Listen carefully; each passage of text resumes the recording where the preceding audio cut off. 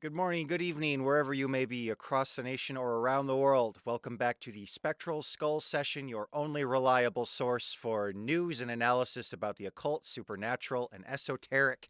Today's topic: plasmoids. What are they? What do they want? Are they real? Are they among us? And are they intelligent? The term plasmoid has been popping up everywhere in discourse surrounding the UFO flap taking place on the American East Coast starting about November of 2024 and continuing until the time of recording today, December 28th, 2024. While those sightings have mostly focused on the drones or drone like objects, with our federal government saying people are just mistaking regular passenger planes and commercial off the shelf drones for mystery drones and UFOs. There have been a subset of sightings that involve glowing balls of light, some of them breaking apart, merging together, behaving in ways that that drones don't normally behave, being more dynamic and maneuverable than we normally can expect any aircraft to be, often smaller than any aircraft, and surprisingly stable for balls of energy or whatever they are. So a lot of people are calling these things plasmoids and asking, what are the plasmoids? And I'm just going to focus on these plasmoids because I think they are more mysterious. Whereas the drones, they're probably foreign adversaries. Commercial drones that are being tested that we don't know about, people want to keep secret for now. There are probably lots of US government drones. I imagine every kind of drone you can imagine is over the air in New Jersey right now. And I am not going to be able to sort all that out. But orbs have been around for hundreds of years. Only recently have people started to fixate on calling them plasmas or plasmoids. But what are plasmas? What are plasmoids? Could plasmoids be among us? Could plasmoids be intelligent? Let's look at some research that says, yes, intelligent plasmoids have been around humans for thousands of years, and the evidence is embedded in archaeology, mythology, and anthropology. But first, let's get some definitions on the table. What are plasmoids? They are defined by the dictionary as stable plasma structures. So people are going on the Twitter saying, I'm seeing plasmoids. Here's a plasmoid, whatever, plasmoid video. But they don't really know that those things are made of plasma. They're just amorphous blobs that are glowing. That's all they really have. That's fine. They're using the word plasmoid the way we use the term humanoid. It looked like a human. It's a humanoid, right? It looks like a plasma. It's a plasmoid. I'm going to go with that for this episode. We're just going to use the term plasmoid in a colloquial, common sense, relaxed fashion to refer to things that kind of look like they're made of plasma, maybe. Okay, but what is plasma? So, the book on this topic, The Fourth State of Matter, An Introduction to Plasma Science, published in 1986 by Shalom and Yafa Eliezer. This book explains pretty succinctly plasma is the fourth state of matter. So, you've got solid, that is one kind of matter. Anything can be solid at the right temperature, like ice. Take an ice cube, that's a solid, it holds its shape. You heat a solid up enough, it will turn into a liquid. Ice will turn into water. That's another state of matter. Now we're at 2, liquid. You can heat liquid up enough, eventually it turns into a gas. There's your third state of matter, gas. You heat gas up enough, it turns into a fourth state of matter, which is also gas. But unlike other gas, it will have magnetic properties. That's all there is to plasma. It's just very hot gas. If you want a more physicsy explanation, go read the book, Plasma, the Fourth State of Matter. It's really a quirky little textbook, supposed to be the most accessible book on plasma physics. It's written by, she's the former secretary of the plasma department at the University of, I think it's University of Tel Aviv in Israel. And the foreword is a story about, she's like, I was secretary at this plasma department and I was in love with my boss. He's the head of plasma research. And she's like, so I just kept going to him and being like, tell me about plasma. And so she just keeps asking him questions about plasma and acting like she's interested in understanding plasma. And he's like, you should read this, you should read that. And then gradually she discovers she's actually pretty good at explaining plasma to other people. And then eventually they get married and then they write a book together. And so that's this book. A little bit more about plasma. She explains it in terms of a striptease. She says, imagine an atom. It's like a woman doing a striptease. This is 1986. And she goes, a woman doing a striptease with a bunch of leaves. And so each leaf is an electron. And so as things get hotter, she's giving away leaves. And as she gives away each leaf, it's an electron. It's negatively charged. She becomes more attractive because she's positively charged. She's given away her electrons until she's given away all her electrons. Now she's really exciting, and that's plasma. Could it be any hotter? No, that's as hot as it gets. It's the fourth state of matter. Wonderful book. I haven't gone through it all, but this has really been helping me demystify the plasmas. Give us the background knowledge that we need to sort of start to figure out, is it reasonable to think that there are plasmoids? Plasmoids are in our atmosphere.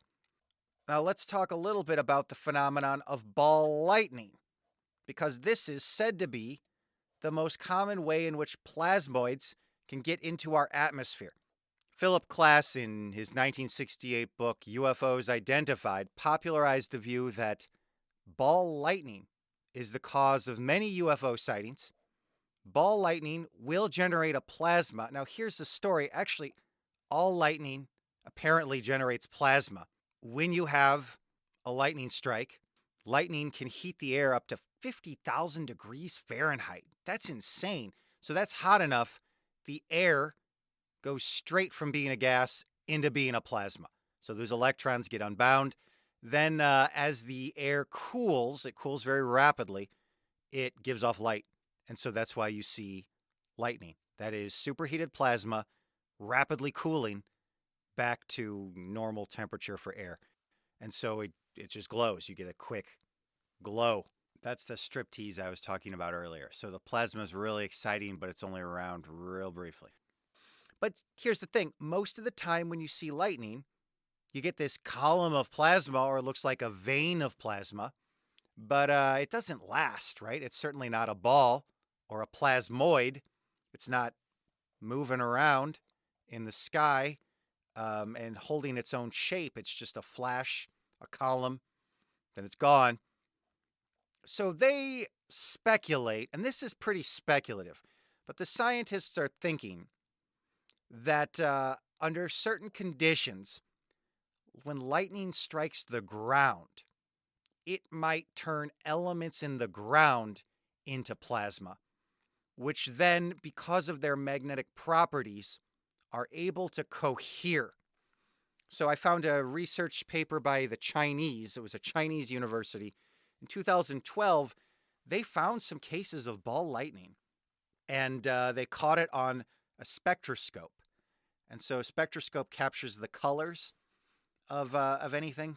So they caught the colors of this ball lightning, and from the color, they were able to determine what elements were likely in it. And so they found evidence of iron, silica, and calcium. From this, they concluded that the ball lightning was some kind of vaporized soil. So silica, like sand, iron, and calcium often found in soil. And so maybe that's why we'll see ball lightning, and ball lightning often has different colors and often appears during thunderstorms. It's just lightning that then plasmified some soil, turning that soil into a plasmoid. But in all the research I could find on ball lightning, it said that ball lightning typically only lasts a couple seconds and maybe up to a minute. But you'll find a lot of stories on Twitter right now, just a lot of famous stories about orbs, and it seems like the orbs last longer than a minute. So I'm struggling with that, but I would like to take us now to one famous UFO sighting. That's not famous, but it's something that caught my attention. We've talked about on this show before, and it's in a publication that many people in the UFO world have been intrigued by, but it seems like it would be well explained by a ball lightning plasmoid. And this is from Skinwalkers at the Pentagon by George Knapp and Colm Kelleher. Skinwalkers at the Pentagon is the book that got everybody excited about orbs. And the idea that the DIA, they're the Defense Intelligence Agency, they have apparently contracted out to Bigelow Aerospace, and they're having them look into weird orbs that are flying around in American airspace, and in some cases, hurting people who work for the defense intelligence community. I'm just going to read this in full. Here's a quote from page 332 of Skinwalkers at the Pentagon. The incident happened to a brilliant 48-year-old biotechnologist named Ron Becker, not his real name, and his daughter as they were driving 50 miles southeast of Bend, Oregon on Highway 20 on the night of May 1st, 2005. Becker was driving a rental car to visit his brother. Since it was a long trip and he was trying to arrive at his brother's house in Bend at a reasonable hour, Becker was traveling fast, 85 miles per hour. He explained that he routinely drives at this speed when traveling long distances. Becker said the road was deserted when the incident happened. Becker's daughter was in the passenger seat with the seat back in the reclined position when she noticed 3 bright blue objects flying about 100 yards away in a nearby field. The objects were making random zigzags around each other with no apparent purpose. As the younger Becker watched in puzzlement, the 3 bright blue orbs began moving quickly towards their car. Within seconds, 2 of the 3 small round objects flew directly through the vehicle. One passed through the dashboard in front of father and daughter before exiting the car through the window. As the younger Becker watched in horror, the second orb entered the upper left arm of the father, passed through his upper body at chest level, and exited his body at the level of his bicep. The daughter had witnessed the exit of the blue orb from her father's shoulder. As scientists debriefed Becker, he remembered feeling a sense of movement as the blue orb entered his body. He knew that something bizarre was occurring. Everything seemed to become blurred and hazy. He recalled being fixated on the horrified expression on his daughter's face. After the orb exited his right upper arm, he looked up in time to see the bright blue ball moving away from his car at a distance of about 100 feet. He judged it to be the size of a softball, clearly shaped like a sphere with sharply defined outlines. In a follow-up interview, the younger Becker remembered that the 2 blue balls that entered the car were slightly different shades of blue, one darker than the other. Within minutes of the incident, while still driving quickly, Becker began to feel ill, nausea and general malaise, and very scared. According to both occupants, something strange occurred during that time. The 45-minute segment of the trip to Bend appeared to take 3 hours. Eventually, they arrived at his brother's house, and because Ron was attending a conference in the morning, he went straight to bed. It then describes the man going to sleep and having a dream that something said they were going to fix him, and then he felt like he was being manipulated where the ball passed through him. He woke up the next day, he feels better, but then he gradually gets really quite sick and has symptoms of radiation exposure. And then he ends up developing some serious health problems, ductal carcinoma in situ. So if anybody out there is a doctor, I would love to know if ductal carcinoma in situ is a kind of like cancer that you can get from radiation exposure. But here's what I want to say. So look, they see these balls of light. It happens very quickly. It sounds like this whole experience just takes seconds. The balls of light pass through the car without harming it, then pass through the man without frying him, but then he clearly has had something happens to him, right? That's indicative of radiation exposure later, and he gets very sick. Well, yeah, if like a little ball of superheated plasma passes through you out your arm, I think you might get very sick. Now, they say this man eventually recovered. It took him about 3 years to get his life back together after he was exposed to this orb. But I just think this is in a case where really easily could be ball lightning. And it makes you wonder if people are being attacked by ball lightning. Are these just accidents that because the United States is a large country and we've got a lot of people employed in the defense industry, that just eventually you're going to have a bunch of people with security clearances and who are important positions who are getting hit by ball lightning? Maybe because they work on high-tech stuff, they're more likely to get hit by ball lightning because they're more likely to be accidentally charged or to be around complicated machinery. Or, as they suggested in the book, they said it looks like this is a epidemiological problem. They argue in the book that it's often people who visit certain sort of cursed sites like Skinwalker Ranch who then will have these orbs come chase them and their family around and cause them all kinds of health problems. The orbs are also often associated with shadowy figures, in some cases, wolfmen. I just don't know what to make of that. But now at this point in the episode, we've got some definitions of plasmoids on the table. We know what plasma is. And I've given you one. This is a high-quality documented UFO sighting. Apparently, the U.S. government contractor really looked into this. And it sounds very consistent with ball lightning. So it sounds like a plasmoid encounter.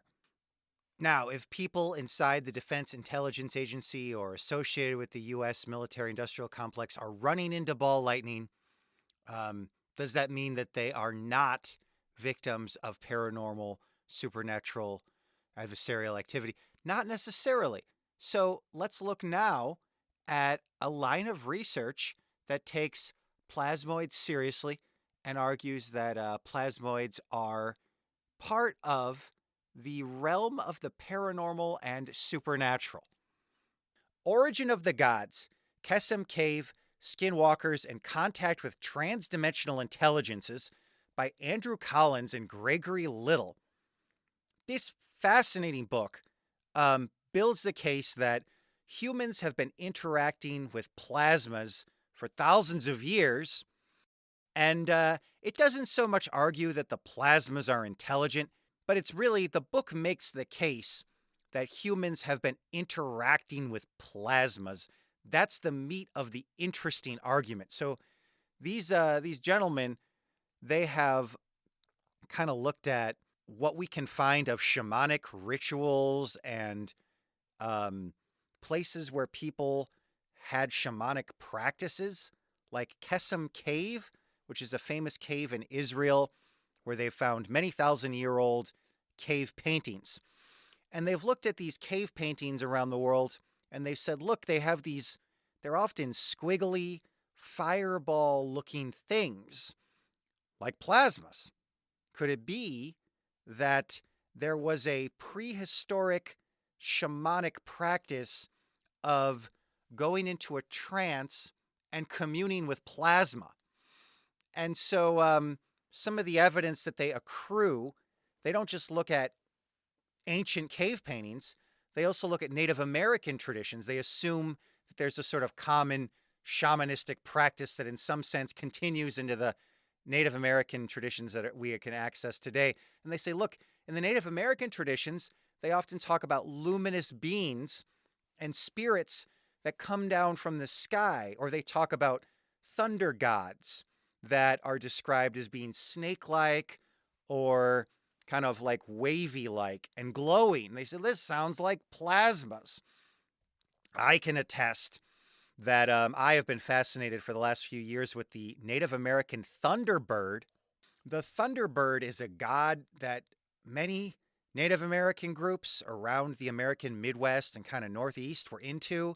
The Lakota, the Sioux, Cheyenne, Blackfoot, some Pacific Northwest tribes as well had stories about the thunderbird. And the thunderbird is often, he's a god or being associated with thunderstorms, often associated with fertility. We think that link there is through water and thunder. It's been described as a flying being that glows or a serpent with wings. You can find petroglyphs around the Mississippi River Valley region that depict wavy lines and thunderbolts.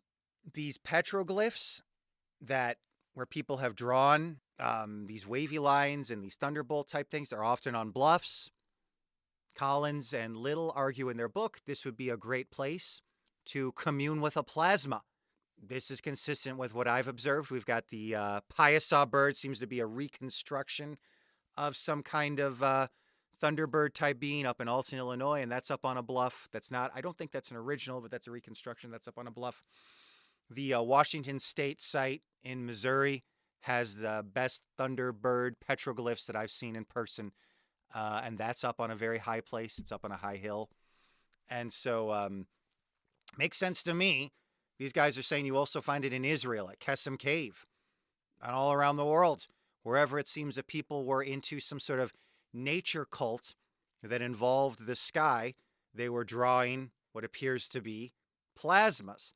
Now, my first thought is, well, that's just lightning, like wavy lines. Thunder. It sounds like just thunderstorms, clouds. That's just lightning, man. But I think that's okay because lightning is plasma. It's not a plasmoid. It doesn't look like a ball, but lightning's a plasma. So I think that works. When ancient people were into lightning, they were into plasmas. Got it. Ball lightning may be rare, but we know it's real. No doubt ancient people were seeing more ball lightning than we do because they were probably paying a lot more attention when there was a thunderstorm. They were outside or looking out the cave. And so they have some other evidence. They say, well, I've already mentioned that they think they have these beings or godlike beings that glow. They're luminous. And they also say that many aspects of shamanic practice seem designed to facilitate interaction with the electromagnetic spectrum. For example, grounding. They say it's common among Native American tribes as part of your shamanic ceremony. You put your feet into the earth. You rub your feet into the ground. They say this is like an act of grounding, which would protect you electromagnetically. So I guess when the plasmoid comes and flies around you, it doesn't pass through you and burn you because you're electromagnetically grounded. This is information that the Defense Intelligence Agency needs to have because these guys are getting hit by these orbs. All they need to do is take their shoes off and put their feet in the ground, and they will be orb-free. Whatever technology they're using to accidentally summon these orbs, it seems like there's an easy remediation right here being provided by these shamans through the literature, through the work of Collins and Little. So it's interesting, and here's where, to my mind, it really took off. They marshal evidence from research into electromagnetic fields to argue that electromagnetic fields can affect the human mind, inducing hallucinations and spiritual-like experiences. And they say there's been a lot of research involving just strong magnetic fields put into people's heads, and then people will say, I feel like there's a presence in the room, or I feel like there's a being communicating with me. They recount one experiment that they worked on themselves where they exposed a man to high electromagnetic field into his skull, and he said there were blue people peering through the windows, looking at him. He wanted to stop the experiment. They stop the experiment, and then they say, look, these blue people are also seen in Native American traditions. The Pukwudgies are often described as being little blue men. Now, they then take this to conclude that magnetic fields associated with plasmids are interacting with the human brain, and their view is that the spiritual messages that shamans have been receiving throughout history are messages that come from plasma beings. So the plasmas are communicating with us. They have given us our religion.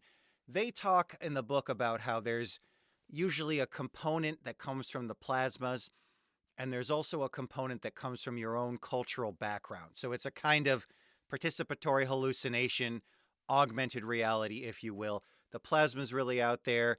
You're seeing the plasma, and then you add to the plasma some content that's hallucinated because you're in an altered state of consciousness induced by the magnetic field, along with the rest of the shamanic ritual, which the ritual designed to prepare your mind to have hallucinatory experiences. Things like fasting, praying, taking mind-altering substances. And then the plasma is interacting through that interface with you to give you some kind of message that it wants you to have. Something like respect the plasmas, or, I did not really pick up on what the overall message is supposed to be that we're getting from these plasma beings. I would think that there's an interesting hypothesis in the ballpark of that Native Americans and other shamanistic peoples may have timed their rituals to thunderstorms in order to take advantage of how electromagnetic fields may interact with the human brain to induce spiritual experiences. That seems really plausible to me. You don't even need ball lightning, just regular lightning has electromagnetic properties because it's plasmic. Could it just be that you don't even need ball lightning, you don't even need a special plasmoid being in order to have your mind altered by a thunderstorm? But is this evidence of intelligent plasma beings, or even evidence that there could be some being here on the planet that's using the plasmas in order to interact with us? I felt like I wasn't quite seeing it yet. The only thing that I could think of independently that sort of supports Gregory and Little in their work, it's unusual, isn't it, that electromagnetic fields cause us human beings sometimes to feel like there's something intelligent around us.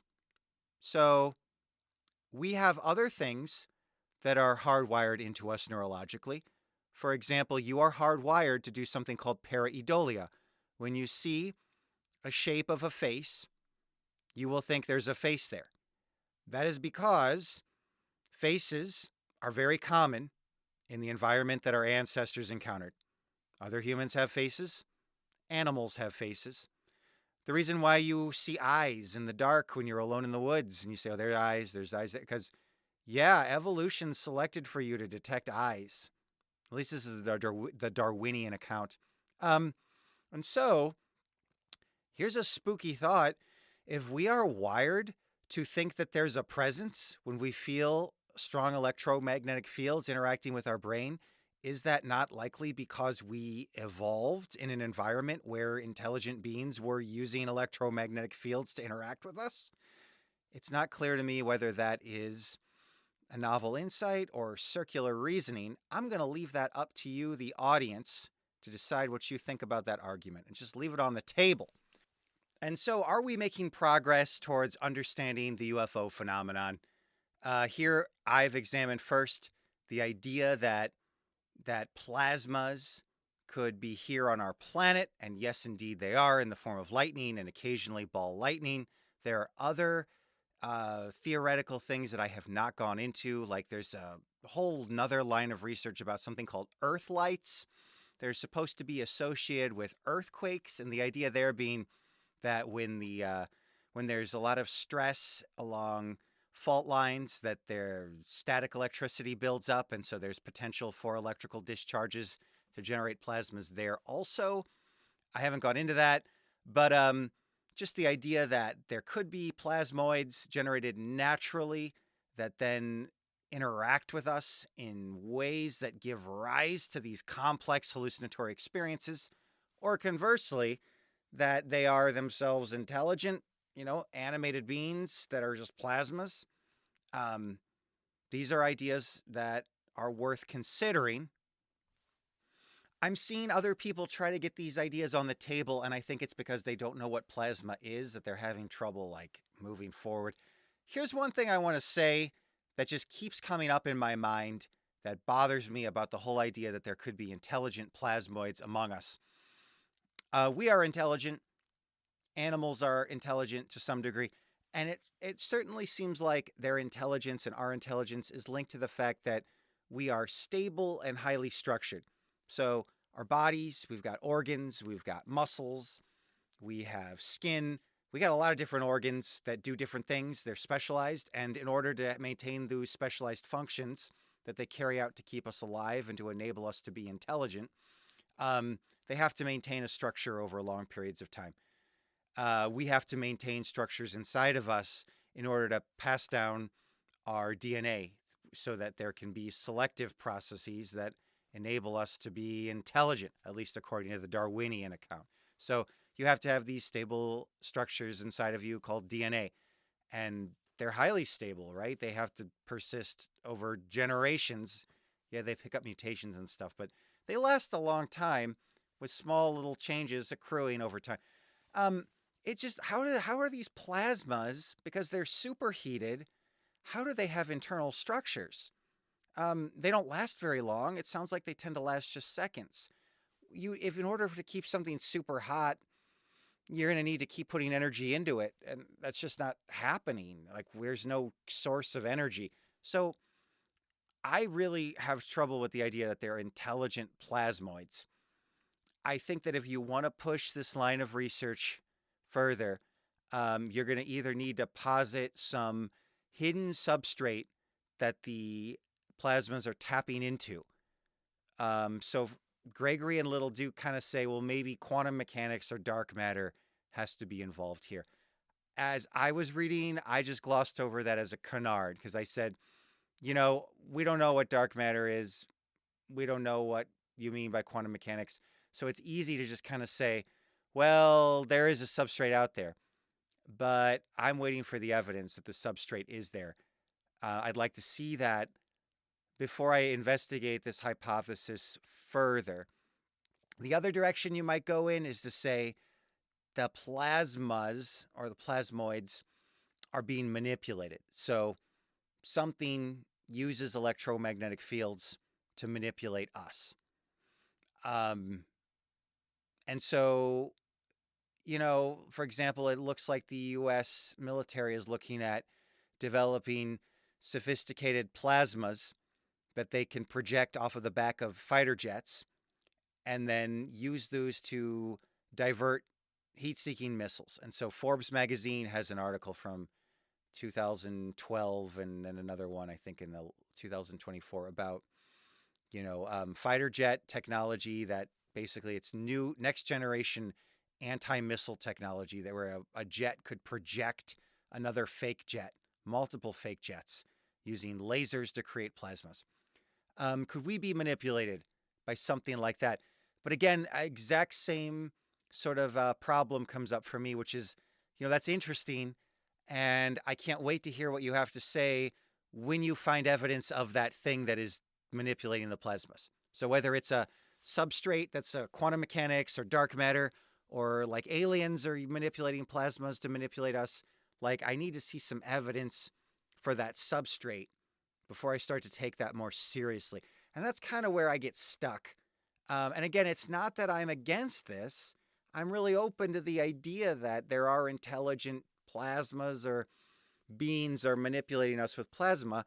But I can't get over this objection that the plasmas, because they are hot and unstable, I don't see how they could have the structure that they need to be intelligent. And so I don't believe that they are intelligent at this time.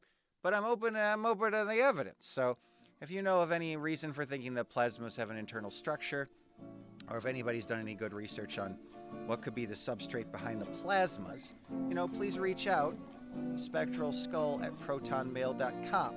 And I will leave you at that. Until next time, stay strange and stay sane.